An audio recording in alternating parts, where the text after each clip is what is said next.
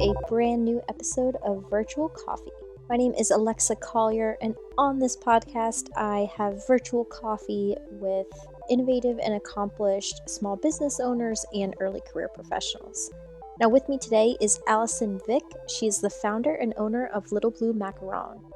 Allison is a trained pastry chef who discovered her passion for macarons and is now a business owner, mom, and wife.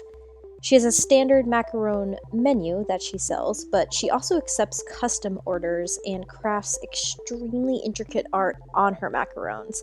They're absolutely incredible. Definitely check out her Instagram after listening to this episode. Now, before we dive into Allison's episode, I'd really appreciate if you could rate and review Virtual Coffee on the Apple Podcast app. It takes just a few seconds to do that. And you can also follow us along on Instagram and Facebook. It's at Virtual Coffee Podcast. As always, thank you all so much for your support, and I know you'll enjoy this episode. So let's dive into Allison's journey, and happy listening. Welcome, Allison. Thank you so much for chatting with me today. Yeah, thank you for having me. So let's just kick things off. My first question for every guest is I'd love to hear Little Blue Macaron's mission in your own words and kind of take us through that journey of how this business came to be. Sure. So for Little Blue Macaron, our mission really is just to provide the best quality macarons that you can get in the area that are super tasty, but also very fun. I do a lot of artwork-based macarons, and it makes things really interesting. It makes them kind of unique. I like to use a lot of bright colors. And yeah, I just want to make sure we provide people with a traditional treat that also has some fun takes on it too.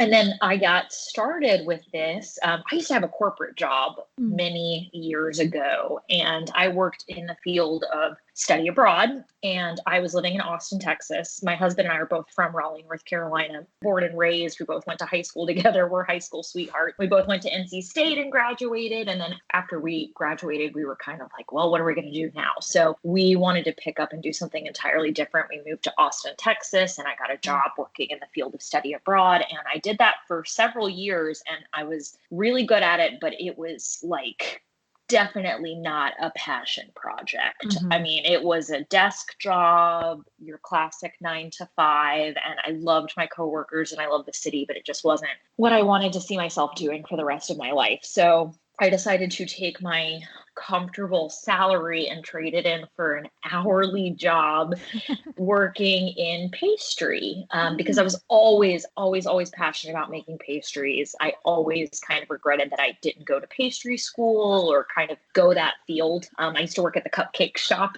when I got out of NC State, and Sarah Coleman Fitzpatrick, the owner, you know, she has such an awesome concept, and she was just running this business and really gave me a lot of inspiration of like, you know, what a awesome woman can do running a business that she's passionate about. So I always kind of thought I would go into that field, but my parents were like, you got to get a corporate job. So I tried that. But when I decided to give it up, I found a job working for Whole Foods catering operation, which they're based out of Austin, Texas. So their flagship store had this massive catering warehouse that we worked out of. And they did a lot of food preparation. And so I joined their pastry team working midnight to 8 a.m. for like a year.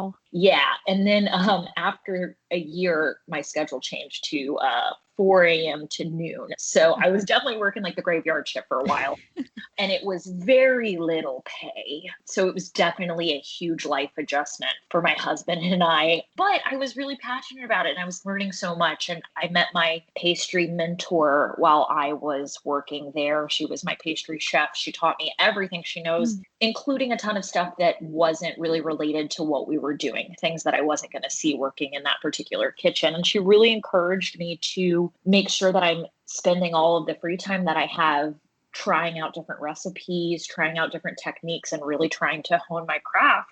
So I was doing that, and I said, you know what, I think I'm going to try making macarons, because we did not do that at Whole Foods. We bought them out of a wholesaler. And so I was like, you know, I think I'm going to make some. So my first batch, I just actually went back and looked at the picture the other day. I need to share it on my business Instagram because it was terrible. They look like little exploded hamburgers, but I was so proud because I like didn't really know, like I didn't know they weren't supposed to be perfect. So I just kept practicing. I just kept making them for friends and getting better and better. And I just realized that, that is what I was really, really passionate about. But I stayed working as a pastry cook for a couple of years and then became a pastry sous at an Italian restaurant in Austin, which is kind of like the next step up from cook. And then I became the executive pastry chef at that restaurant. And Wow.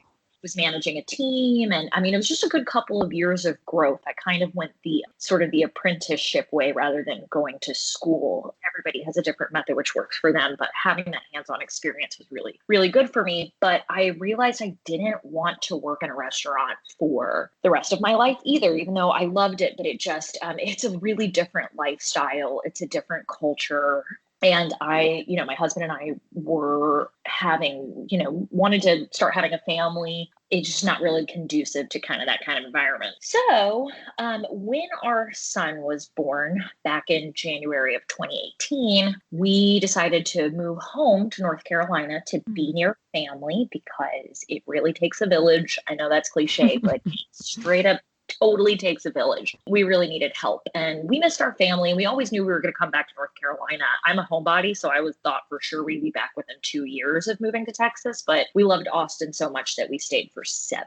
And so when we moved back to North Carolina, I was really fortunate and privileged to be able to stay at home for a couple of months with my son while my husband was working in the tech industry and trying to figure out what I wanted to do next, because it was either find a pastry job working in a bakery or back in a restaurant or start a small business. And fortunately, my family and my husband, they were all very encouraging of starting a small business making macarons. And so in October of 2018, I bit the bullet and, formed an LLC, did all the paperwork and started selling at the Cary downtown farmers market and just been growing from there.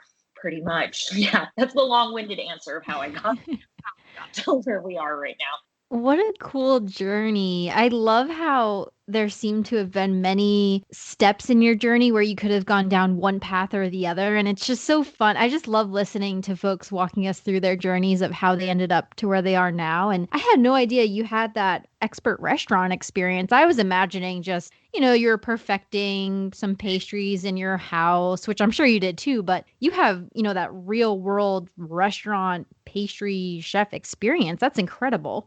Yeah, and it was so valuable because I learned so much working behind the scenes at a restaurant. I learned so much about working with a team in the kitchen, and a lot of the recipes that I use today, like my lemon curd, for example, and my ganache, and the ratio that I use for my jam, like my berries to sugar ratio, all of these came from recipes that I worked on with my team or my pastry chef at the time. It's just like little tidbits I picked up along the way that helped me kind of develop my craft that I'm working on today. So it was a really, really good learning experience. I would never trade it for the whole world. And yeah, it was a treat. Yeah, that makes sense. I was going to ask you how you feel that benefited your current business. And yeah, everything you just said makes a ton of sense. So how do you make your macarons? So would you say it's all your like Allison's recipes? Like how does that work when you're, learning from others and maybe pulling some tidbits like you said? Yeah. So at this point, because I have tweaked an existing recipe Hmm. for so long, I would call it my recipe. Okay. I started using, there are 2 different methods for making macarons, and it kind of comes from like the history of the macaron itself. Italians like to claim that they created the macaron because they technically created the concept of the shell that you find in a regular macaron. The French are the ones who decided to put something in between the 2 shells and turn it into the decadent sandwich that it is today. People like to say like little sandwich or little hamburger looking thing when they see it for the first time. So sometimes that's how I refer to it. So there's a little bit of back and forth about who truly created the macaron. And there's 2 different methods. There's a French method and an Italian method. And every macaron baker you meet will swear by one method and they'll tell you why. I use the Italian method and I love it, but I have been working on a recipe for a really, really long time that fits my particular needs and fits the working in a commercial environment. Because sometimes when you're baking at home, it's different than baking inside of a large commercial kitchen, which is where I work, or in a restaurant kitchen. The environment's a little bit different, and macarons are super temperamental. So really, like, it's one of those things sometimes where people say, "Hey, do you have a recipe I could try at home?" And there's just so many different aspects of an environment that can affect how your cookies turn out. So there's no like one perfect recipe. You just have to keep doing it over and over and over and over again until you tweak all the little things to work out just right for you. So I do have my recipe, and then I have a vegan recipe I've been working on for a while also. So which is, I mean, I would say it's like 90% there, but I still have some like temperature tweaking to do to make it a little bit more perfect. But so yeah, they're my recipes, but they're also they came from somebody else's existing recipe. Right. Yeah. But like you said, you put so many tweaks on it that it evolved into something new. So yeah, that makes sense. That's interesting, a vegan macaron, because do they have a ton of eggs in them? Yes. So a standard macaron is made with egg whites and powdered sugar and almond meal. That's and refined sugar. That's essentially all that goes into the cookie during the process, unless you're adding additional flavors or what have you. But that's the base. So a vegan macaron, it's not just about making sure that your buttercream is made with vegan butter and almond milk and taking the dairy out of that part of the equation. You can't use egg whites in the cookie. And that's the biggest thing of the macaron. It's really it's a factor that's really difficult to replace. So I've tried a couple of different recipes, and I fortunately landed on one that uses a plant-based protein that whips up meringue and doesn't use any kind of weird artificial stuff, because that was kind of important to me too, not to be using a manipulated product. I want to keep it as natural as possible. So fortunately, I found something that's working for me at the moment. And I wanted to make sure, I really wanted to make sure that vegan macarons are an option in this community, because they are in general kind of hard to find. You can find them in New York City. I believe maybe there's a maker who's making them in Austin now. And I'm sure there's places, small towns, that have them too, but it's not a very, very common thing. And Raleigh has a big vegan community, so I wanted to make sure they get to have their cake and eat it too. That's awesome. Yeah, I was going to ask if you could find vegan macarons. It seems not, so go you. That's awesome. You're going to disrupt the market here. That's incredible. I hope so. So would love to get a bit into your macarons and kind of just describe, if someone's interested in buying some of them, what will some of their options be? Do they have to be in the Raleigh area? Can you ship them? Just give us some of those details. Yeah. Okay. So my macarons, just like any other macaron, they're always going to be gluten-free. That's a good thing to remember, because I get that question a lot, because they're made with almond meal. They're not made with any kind of wheat flour. All macarons are. So they should all be gluten-free, unless you're putting something in the middle like cookie butter that isn't gluten-free. I have a standard menu of 7 different flavors that are really kind of like my baseline of flavors for people to try. It's what I used to have when I would do markets and pop-ups, which I don't do anymore because of the pandemic, and also because we've kind of pivoted our business because of the pandemic and changed our format a little bit, which I can talk to you about later. But because of that, I'm not doing markets anymore, but I do always have these flavors on hand. So when people say hey, I just want to try a couple, I want to try a mixed box, this is usually what I'm offering them. And it's brown butter vanilla, salted caramel, dark chocolate, pistachio, lemon, lavender honey, and fruity pebbles. Oh, and then actually there's an 8th flavor, which is my favorite. So I don't know why I said it last, but it's an almond and berry jam. So it has a mixed berry jam in the middle. I make everything from scratch. So I'm not really using any store-bought product, unless it's something I make a key lime flavor, and I buy gluten-free graham crackers to make essentially a graham cracker butter to put in the middle. And then I make a key lime buttercream. So anyways, if I have to buy store-bought, then I'm really paying attention to what it is I'm buying. But all of the jams, all of the curds, all of the caramels, the ganaches, everything that goes into the filling, I'm making from scratch. Unless I'm collaborating with with somebody. Like I'm going to be making ube macaron soon, and I know I would not do ube jam any justice. So I bought some ube from a local maker who specializes in ube jam and ube products. And so I'm going to be like featuring her as doing like a collab. So I like to do collaborations with other small businesses, particularly like women-owned businesses. I like to buy ingredients from local purveyors if I can. Like I get local honey from the Black Farmers Hub, which is right around the corner for me, because it's really cool. They like to highlight Black and brown owned businesses. And it's just like kind of trying to like micro target businesses, particularly now during this pandemic, that I can feature and spotlight so that people get, you hear a little bit more about them. Right. Rather than just buying like honey from Food Lion down the street. So yeah, everything's made from scratch. Everything's made with a lot of care. I have all of these standard flavors, but I also do custom orders very often. So people say, hey, I want some that look like my dog, or I want some that look like slices of pizza. Or I had somebody hire me to do Avatar themed macarons that were really fun. So I did like 4 different characters from the show Avatar. It's kind of a cool way for me to flex my creative muscle, because I like to do really tiny hand painted work on these cookies. And there's a lot of, anybody can take a look at my Instagram account, kind of get an idea of what I've done in the past or what I'm able to do in case they want to place an order. Otherwise, I wholesale my macarons to a lot of coffee shops around the Raleigh, Cary, Apex area. So right now I'm at Idle Hour Coffee, which is on Oberlin. I'm at The Optimist, which is kind of near downtown Raleigh. I'm at Per Cup Cafe, which is a cat cafe in downtown Raleigh. They carry my vegan macarons. Medicine Mama's Pharmacy on the NC State campus, I actually make CBD macarons for them. Oh, wow. Each cookie has the equivalent of 20 milligrams of CBD in it. So you can kind of, have a sugar rush and a chill out all at one time. And they're about to start doing vegan macarons. So they'll be vegan CBD.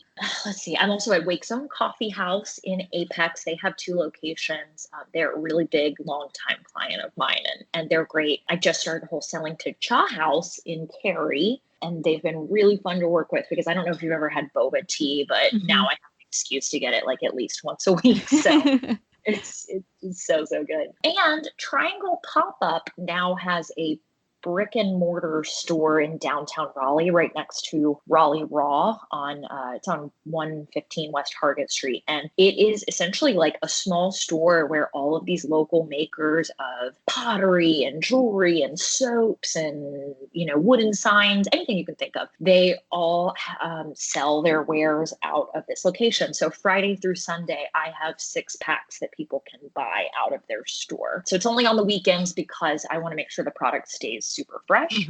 But yeah, that's another place you can find them. So when people are looking for macarons, they either can go to one of my wholesale clients and pick up something that's already there, or they can reach out to me via email, and I can either pack something up for them if I'm in the kitchen, or do a custom order if they have something really specific in mind.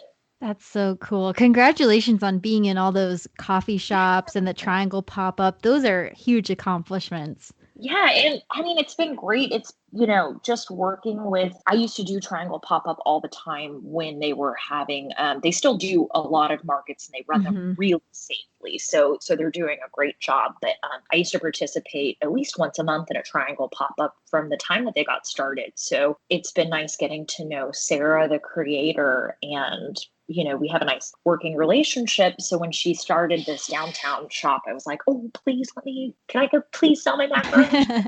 Of course. So it's like, over the years, just developing a working relationship with people, it makes a difference. Yeah, definitely. And Triangle Pop-Up is awesome. A lot of the people who I interview on Virtual Coffee sell their items there. I know like Rescue Me Candle Co. just got in there too. So I've been meaning to reach out to Triangle Pop-Up to see if we can do some sort of collaboration, either having them on the podcast or something. So if they're listening, I'm reaching out to Triangle Pop-Up. No, that's very cool. So are you able to ship them yet, your macarons? That's what I meant to say. I do not ship them. I have done only because I haven't landed on the best method to do it. I know which kind of packaging I need to order in order to be able to ship them, but I fortunately have been so busy with local orders that I haven't really had a time to sit down and do the type of testing that I need to do to get macarons shippable. And it also would be another step in growth for our company, which we want, but have to time it right because I think once we open that floodgate, it's going to be a lot of shipped orders. So I want to make sure I have it down exactly right. And that's on my list of things to accomplish for 2021. I thought for sure I would have time to figure it out this month because January is normally a pretty quiet time coming off of the holiday season. But fortunately for us, it hasn't slowed down a bit at all. So we haven't come up for air since Christmas yet. And so I thought I'd have the time to do it this month, but I think I'm going to push it down the road just a little bit, but hopefully I can get it figured out. Yeah, I like that answer because while you're not shipping right now, it's definitely something that's on your goal list and something that seems will probably happen in the near future. So that's awesome. Yeah. Very cool. Excellent. So speaking of kind of goals you have for the business, I'm curious where you're hoping to take Little Blue Macaron. Seems like shipping, just kind of keep growing the business. Yeah. Any other big, ideas? Is a storefront in the future? Just would love to hear your thoughts on that. So that's a really good question because that, besides people asking macaroon versus macaron or asking us if they're gluten-free, the other big question we get is, where's your retail store and where's your storefront and how can I come visit you? And since we started this business, my dream was to get into a retail location. And that still is the dream. We were very close to cementing that dream last February and then decided to hold off because of the looming pandemic. I mean, it was coming right for us. And we were like, well, maybe we should hold off for a little while. And I say we, I'm referring to my husband and I, because he's really all in on this small business. It's kind of like a family thing for us now. He helps me in the kitchen. He does all of the accounting work and the books and everything. So he's really all in too. But so that was what we were just about to do when the pandemic hit. And we decided to pump the brakes a little bit and see what was going to happen to the market before taking a pretty significant financial leap. And I'm glad that we did, although like at the time it seemed a little bit devastating to not be signing the papers that we thought we were going to be signing literally the week that we made this decision. But in hindsight, I'm really, really glad we didn't take that particular leap because it probably would have been really hard for us to navigate that aspect of the business during the pandemic. And we also just had a newborn at the time. Our second was born in May. And so I don't know what we were thinking. We were just like, let's just throw fuel on the fire, So if there's any silver lining, this pandemic has afforded us with a fresh set of eyes to look through everything about how we want to build our business and how we want to grow. And I still want to do a retail location. I'm hoping it's something that will come to fruition this year, but we have a really particular concept in mind that's not just like, okay, here's a store where you buy macarons. So I can't get into too many details about it because it's still in the works, but hopefully it's something that we can share to our customer base in the next couple of months if it gets figured out that quickly, which fingers crossed. That's very exciting. Yeah, I'll look for those updates and reshare them on social media as well. That's awesome. That's such an exciting step. That's awesome. Like I said, I'm looking forward to hearing more about that when that comes to be. And, with your journey of launching Little Blue Macaron, what advice do you have for others who might be starting their own business, considering it, already into it? Just what are some of the lessons you learned or challenges you faced along the way that, you then were able to learn from? Just advice you might have for others. My biggest piece of advice would be do not be afraid to reach out to other small businesses, particularly in the area or that might be within your same section of the industry. don't be afraid to reach out to them for help, literally from the get-go, from the time that you decide that you want to start your small business, because there's nothing more valuable than the advice of somebody who's already gone through it, whether that comes down to, hey, do you know which commercial kitchen I should look at? Or do you know how to navigate this inspection? Or what do you think about building my website on this platform?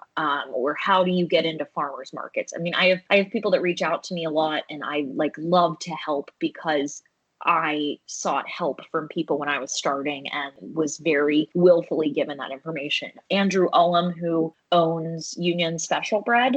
So I started going to his pop-ups right when I moved back to North Carolina, and started just chatting with him about, how a small business gets started, and telling him I really wanted to do this concept. And he was a great source of information for me. He got me set up in the same commercial kitchen he was working in at the time before they opened their brick and mortar. He helped me figure out what my pricing should be for my product, how wholesale operates, because I'd never done wholesale sales before.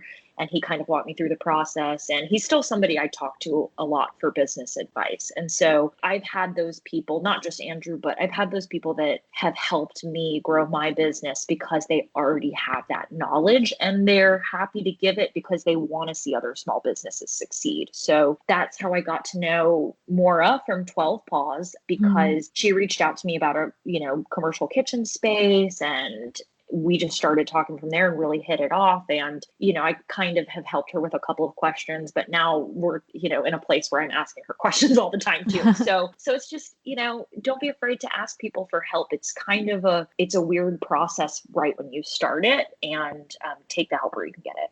That's been a consistent theme on these episodes of just don't be afraid to reach out to the community and that small business community, which of course is just incredible in the Raleigh area as well. There's so many resources. Yeah, it's wild. And I wonder if that's, I kind of had a follow-up question of, was that overwhelming? Okay, made the decision, I'm going to go the small business route. This is what I'm passionate about. While that's very exciting, I could imagine the next day being like, oh crap, how do I do this? What's the first step? What was kind of going through your mind that day when you decided and then had to do something about it? Well, the day I decided, this is silly. The day I decided, I got all excited, and I pulled out my laptop and I created a logo on Vistaprint because I didn't have money to hire an illustrator to help me. I bought the image that is the blue Macaron from an existing stock image that was on Etsy that you can buy the artwork for promotional use. So I bought, maybe I don't remember what I paid for it, but I bought this image, and then I used the fonts that Vistaprint had and a background that they had while I was trying to make business cards. And I took a screen capture of it, and that became the logo that I still have today. So my first, I was oh, this is the first step of having a small business. You got to have a great logo, right? And actually right now I'm working with a graphic designer that's redoing my logo for me and making it a little bit more legitimate than a screenshot from a Vistaprint webpage. So I'm excited to see how that is going to turn out. But I kind of was very naive, and I thought that's it. That's what I need to start a business, right? Then you realize you have to form a company, you have to form an LLC, and the bureaucratic paperwork that goes along with that. And then you have to file with the Department of Revenue for North Carolina, and you got to go through the Secretary of State office, and you got to trademark your name, and you got to, there's just so much paperwork. But all of the websites, sometimes they're a little hard to understand because everything is so formal and it's just packed with red tape. But eventually you muddle through it, and then it becomes, you just know what your next step is. And what happened for me was I was trying to get into a farmer's market, and they were like, we need XYZ paperwork. And so I worked backwards. I was like, okay, I know I need this, and I need this, and I need this. So I got to go to this website. I got to go to the Secretary of State. I think I called the Secretary of State's office and was like, I don't understand what I'm supposed to do next. And they were very helpful. Navigating the Department of Agriculture to get approval was kind of a red tape process too. But it seems overwhelming looking back at how much work there was. But at the time it was like, okay, that's step 2, that's step 3, that's step 4. You're just pushing along as you go through it, and you learn things about all these different resources, which again, looking back, if somebody had just said, here's all the small business resources in the Raleigh area, I would have been like, oh my God, I'm so overwhelmed. I don't know who to sign up with. I don't know which newsletter to subscribe to. But because I learned it piece by piece by piece, really from other vendors and other makers and other small businesses, that it wasn't too bad going through it. So if you want to start a small business, to anybody that's listening, just start with the baby steps and keep going forward from there, and ask questions, write it down, and just learn as you go. That's really the best way to go about it, because you could just study all of the information forever before you start, and it still might not be how it all plays out for you. That's a really good way of breaking it down, because you're right. It seems overwhelming looking back on it, or just thinking ahead like, oh, how do I start a small business? But exactly like you're saying, just step by step. And I'm sure one task leads you to another, or, that farmer's market says, hey, we need this paperwork. And then you go and get that paperwork. That's a great mindset, and also a great piece of advice that, I'm sure there are overwhelming moments, but for the most part, just take it step by step and you will figure it out and eventually get to where you want to be. Yeah, exactly. Speaking of the logo, how did Little Blue Macaron, the name, come to be? Was it random? Was it inspired by something? Why Little Blue? So I used to have my dream name, which I think I registered for the website. So I hope nobody listening tries to go there, because I honestly don't know if it still exists, and it was just a mock prototype, and it probably looks ridiculous. So just ignore that part. But my original name is going to be, I can't even pronounce it because it's just going to sound like the word macaroni. It's macaronerie, which is the French term for a macaron, a pastry shop that is just macarons. And so instead of a patisserie, it's a macaronerie. All of my friends were like, girl, that is a dumb name. It looks like macaroni. It sounds like macaroni. Nobody's going to get it. But I was so tied to it because I was like, this is my brainchild. Mm-hmm. And fortunately, I listened to my friends and my family, and I was like, all right. So I begrudgingly changed the name, and I'm so glad I did, because I'm almost embarrassed of what my original thought was. But in thinking of a new name, I wanted something that kind of rolls off the tongue and would be a little bit more memorable. But I was also thinking about, at the time my son was maybe 8 months old or 9 months old at the time. And my husband and I, we both have brown eyes, and our son has very clear, bright blue eyes. Oh, wow. He got recessive genes. And so does our daughter now. I don't know what happened, but he looks like his grandparents. But, his little blue eyes, we were always talking about them. And so I kind of wanted to incorporate that. And then also, I really think of blue kind of as North Carolina's color. I'm an NC State alumnus, so it's important for me to clarify that this is not Tar Heel blue, but it is, the Tar Heel State makes you think of the Carolina blue color. And my signature color is not really Carolina blue. It's more of a teal aqua type color. But yeah, it made me think of my son, made me think of North Carolina. And it just sounded like, once I came up with it, and I don't really know when it hit me, but once I came up with it, I was stuck and sold. So that's where we are still. Yeah, that's awesome. And you're lucky your daughter also has blue eyes, because now you can sneak her into the explanation and inspiration. Exactly. It's both of them. Yeah, that's very cute. That's so sweet. I'm glad I asked that. And then also, I know you and I talked about this before recording, but just tell our audience the difference between macaron and macaroon. Would love for you to educate us. Yeah. So I was telling you earlier, but I have people ask me all the time. They say, is it macaroon? Because I say macaroon. I will never judge anyone for saying macaroon, because we live in the South, and sometimes the dialect comes through thicker in some areas than others. So no shame if you say macaroon, but technically macaron is the French cookie, the one that's what my business is. I make French macarons. Or macaroon is the shredded coconut dessert. The interesting thing about them is that they do both have similar components. Egg whites and sugar are a big part of both of the cookie bases, but coconut macaroons, are very simple to make and very tasty. But French macarons are very temperamental, very difficult to make, but also tasty. Excellent. Thank you. And now next time someone asks you, you can say, go to minute 37 or whatever, virtual. No, I'm kidding. We got passed up. I'm just going to hit 37. No, that's awesome. Thank you. That's a good educational piece. Yeah. Wonderful. So, kind of going back to, your family and from your experience with running and owning your own business, and you mentioned it's kind of a family affair now. Yeah. Any best practices or tips and tricks on how to balance all that? Like you have very young kids at home. How Yes, how I do do. you manage that? That's a lot Um, going on. so I always tell people to be so clear and so transparent that I come from both my husband and I come from a very privileged position in which my husband's parents, my in-laws, are retired. And so they are our full-time childcare right now. We did have our son in daycare for a while because I think for him it was developmentally, socially Mhm. so great. But as things were getting really scary with the pandemic, we were able to pull him from daycare and rely more heavily on my in-laws for childcare help. And since that happened, we've really just kind of as a family shifted our focus. So they come over, they watch both of our kids while we're in the kitchen, but we do really try to stick to pretty strict hours so that we're there with our kids when they wake up.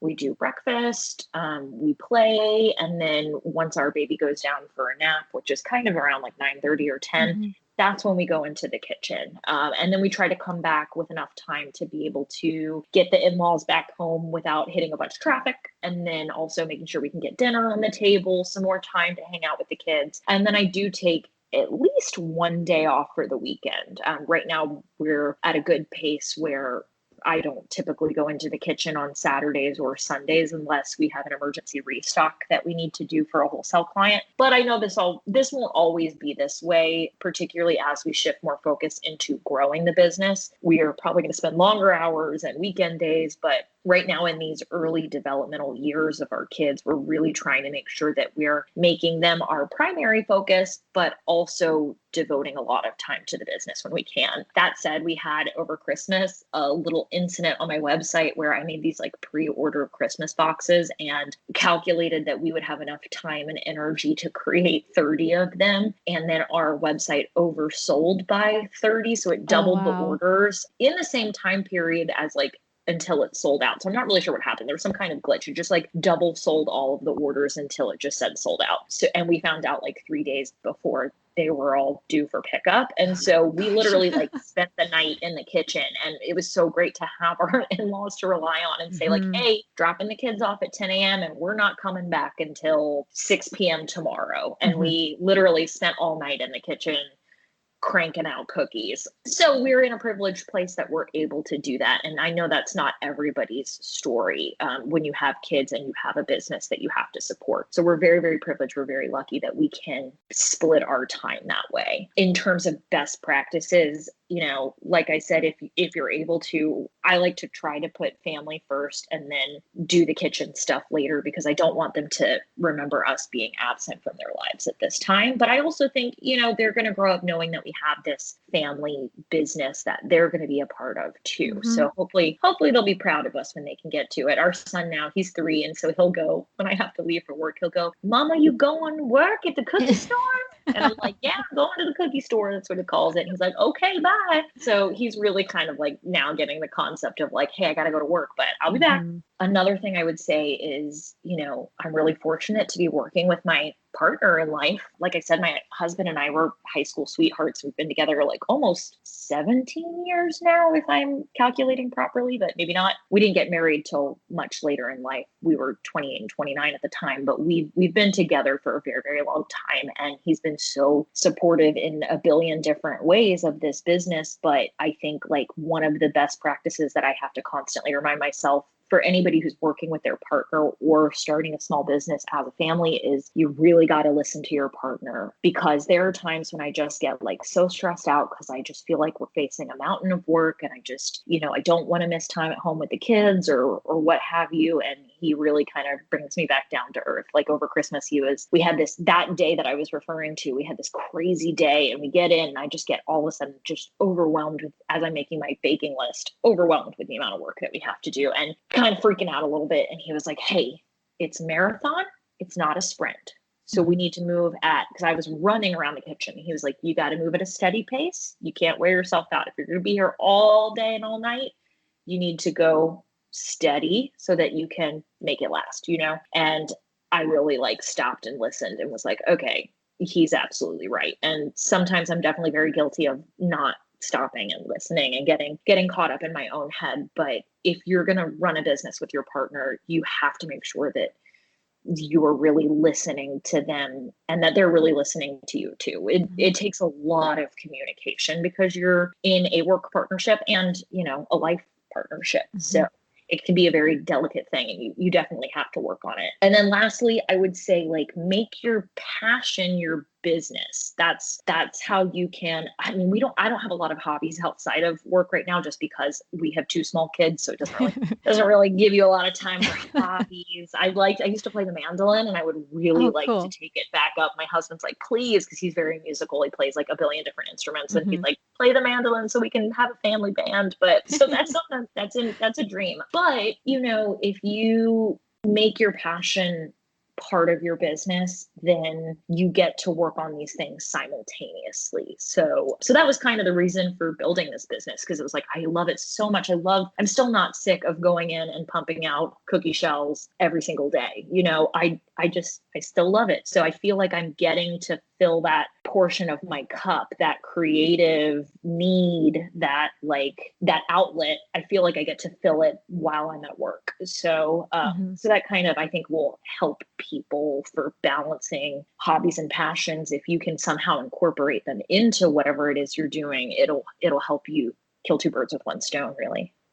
All great pieces of advice here. And thank you for sharing your story. It just seems you're right. This is a whole family business, right? With your and your husband's parents, watching the kids, like, they're contributing to Little Blue Macaron by doing that. And then your husband also coming in as well. And then that passion piece, I completely agree. Especially, running your own business, that the blend of life and work is it just starts to blend way more than perhaps a corporate job might, right? Because it blurs. It is your life. It is 24/7. Yeah. Yeah. So it does. And I know my parents too are also huge, and my sister. I mean, everybody. So I'm so lucky, like, that we moved back to North Carolina, because all of our family is around here. But my parents, they don't live in Raleigh, so that's why we utilize our in-laws for childcare a lot, because they're right near us. But everybody, my aunt, my sister, my mom, my dad, they've all pitched in when we need it. And anytime I'm like freaking out, they'll say, tell us what we need to do. We'll come into the kitchen if you need us to come into the kitchen. So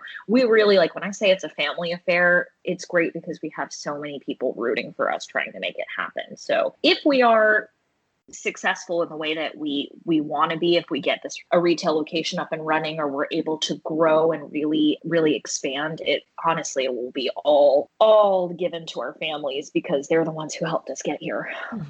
Definitely. And is Little Blue Macaron your husband's full-time job as well? Yes. Wow. So like I said, he used to work in the tech industry, and then he was working at a company that dissolved. And so we kind of took it at the time. We decided to switch modes, and he went into stay-at-home dad mode, which was really cool, because he had been, since our son was born, he had been working full-time at a corporate office tech job. And again, didn't, was good at it, but did not love it. Kind of like my story, but it was helping us stay financially afloat. And when that happened, when his company dissolved, we decided to switch gears. He was going to spend some time at home with our son and do the stay-at-home dad thing, so that I could do more hours in the kitchen and kind of expand a little bit that way, and try to flip how we were going to financially support ourselves. And then that worked for a while. And then we had this time right before our daughter was born where I said, I need more help. So he started coming into the kitchen. And then that's when we started kind of involving our in-laws a bit more for childcare. And then since my daughter was born, I mean, we just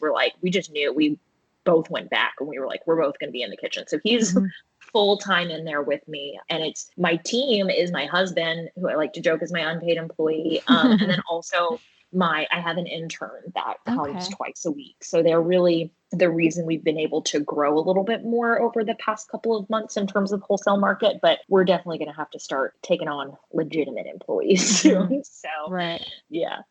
That's major to get to that. Like, first to get to the point where you and your husband can go full time at a business you own. And then now to get to the point where you're saying, yeah, we need quote unquote real employees. Like that's really cool. Those are huge successes. That's incredible. Very nice. My last big question here, Allison, that I end every episode with is, in this moment, first thing that comes to mind, what is your proudest accomplishment? And of course, the answer can be Little Blue Macaron or something related to your business, or it can be on a topic completely different. Just that first thing that comes to mind of your proudest accomplishment in this moment. I would definitely say the first thing that comes to mind are my kids, my family. It's just, and coming back to North Carolina, being able to be around my family, my sister, my nieces, being able to have our kids grow up together, like that to me has just been, that's what I want to look back on when I'm older and remember the time that I got to spend with family. So I think coming back home and being able to build a business that incorporates a lot of our family is really the big thing that I'm most proud of. I have us two kind of silly things that are just past things, but it made me think about it when you asked this question. I like to tell people that this is just I'm bragging. So I know that. So I'm just going to put that out there. But I like to tell people that I played Carnegie Hall because I called into Wait, Don't Tell Me, the show that's on NPR. Like maybe it's like a year and a half ago. It's like a quiz show game that plays nationwide on Sundays. And I was a participant, but I did it while they were live at Carnegie Hall. And so I could hear all of the audience. I mean, I was like making some jokes and stuff, and I could hear the audience laughing when I said some things. So I was like, okay, I feel like I've played Carnegie Hall now. I can tell people that officially. Although really it was just like a 2-minute segment on food puns pretty much. So I like to tell people that as an accomplishment, and kind of tying it back into the business. I then sent them macarons where I had painted the face of the two hosts, Bill Curtis and Peter Sagal, and like their logo onto a couple of cookies. And I sent it to them in Chicago, and they got it. And I mean, I guess it sounded like they liked it. So that was like cool. A cool moment for my business too. So yeah, that's it. That's all I got. Very cool. I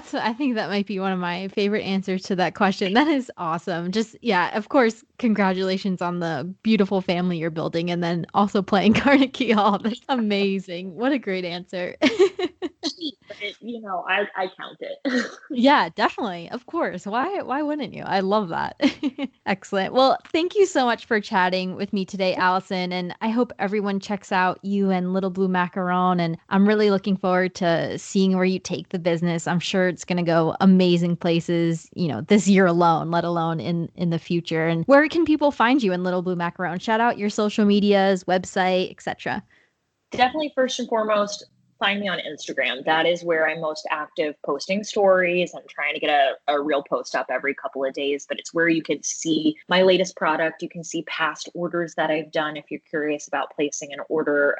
If you're curious about what flavors I can whip up, Instagram is the place to go. And that's just Little Blue Macaron, which is 10 at just on Instagram, all one word. So that's my handle, Little Blue Macaron. Otherwise, you can go to littlebluemacaron.com. There I've got a flavor menu, and I kind of talk about how ordering works. But honestly, I have to revamp my website. It just needs a little love. So that's something I also need to work on soon. Honestly, when you're doing the baking and you're doing the website and you're doing the emails, it's just like some things fall to the wayside. And you're a mom. and your mom, and it's just like the website's fallen to the wayside. Sure. So I'll update it, but it's still a good place to go. And then I love when people email me directly at littlebluemacaron@gmail.com, because I can answer your really specific questions there. And I try to do it within maximum like a 36-hour window, but I try to shoot for 24 hours in between responses.